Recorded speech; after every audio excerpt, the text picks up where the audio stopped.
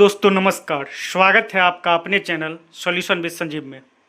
देखिए, इस वीडियो में हम सीटेट एग्ज़ाम से रिगार्डिंग जो एनसीटी का न्यू गाइडलाइंस के बारे में जानकारी मिल रहा है उसके रिगार्डिंग बात करेंगे।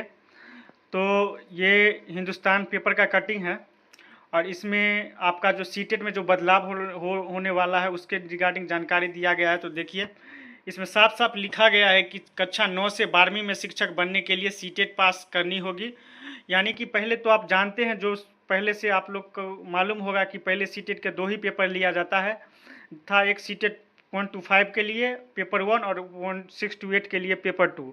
लेकिन अब पेपर 4 कर दिया गया है। 2 तो पहले से था और आप कक्षा 9-10 के लिए भी एक पेपर होगा और 11-12 के लिए भी एक अलग से पेपर होगा। तो कुल मिलाकर आपको हर एक स्टेज में एग्ज़ाम क्वालिफाई करना होगा सीटेट का, तब आपको क्वालिफाई माना जाएगा। देखिए, इसमें साफ साफ लिखा गया है कि केंद्रीय माध्यमिक शिक्षा बोर्ड से मान्यता प्राप्त स्कूलों, केंद्रीय विद्यालय, नवोदय विद्यालय अब 9वीं से 12वीं में शिक्षक बनना आसान नहीं होगा। शिक्षकों को इन कक्षाओं में भी पढ़ाने के लिए सीटेट परीक्षा देनी होगी। जल्द ही 9वीं से 12वीं तक के लिए केंद्रीय शिक्षक पात्रता परीक्षा के लिए जाने की गाइडलाइन जारी किया जाएगा।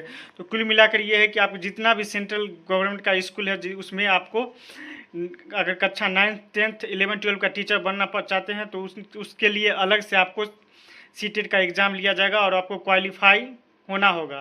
फिलहाल वैसे स्टेट लेवल पे आपका स्टेट करवाती है, जैसे स्टेट हो गया और यूपी टेट हो गया, ये सब स्टेट लेवल पर अलग अलग एग्ज़ाम कराया जाता है। उसमें हस्तक्षेप करेगा कि नहीं, आगे चल के कहीं स्टेट लेवल पे भी कहीं इसी को मान्यता दिया जा सकता है। जैसे सीटेट वाला में है कि 6 to 8 के लिए आपको सीटेट को ही वैलिड माना गया, अलग से बीटेट एग्ज़ाम फिलहाल नहीं लिया जा रहा है।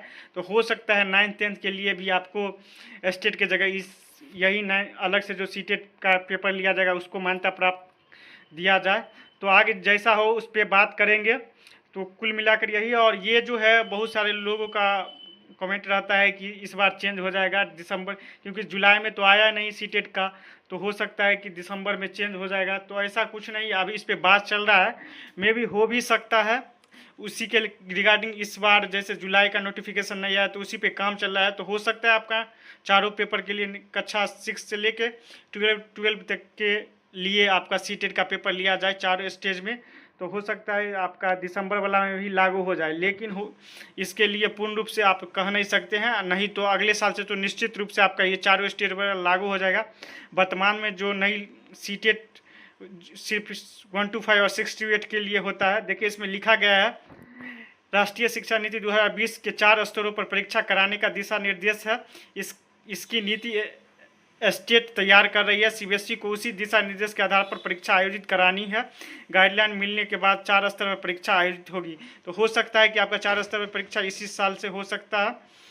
और एनसीटी का जो गाइडलाइंस है उसमें साफ साफ लिखा गया था, और नई न्यू एजुकेशन पॉलिसी जो आया था उसके तहत कहा गया था कि आपको ये प्रक्रिया जो चल रहा है उससे पे काम किया जाएगा। तो कुल मिलाकर जैसे ही कोई ऑफिशियल नोटिस निकल के आएगा, हम अपने चैनल के माध्यम से आपको रूबरू करा देंगे जो क्या सही है क्या गलत है। फिलहाल ऐसा कोई नोटिस नहीं आया है, और देखिए आपका हो सकता है तो सितंबर में सीटेट के रिगार्डिंग कुछ नोटिस निकल के आएगा।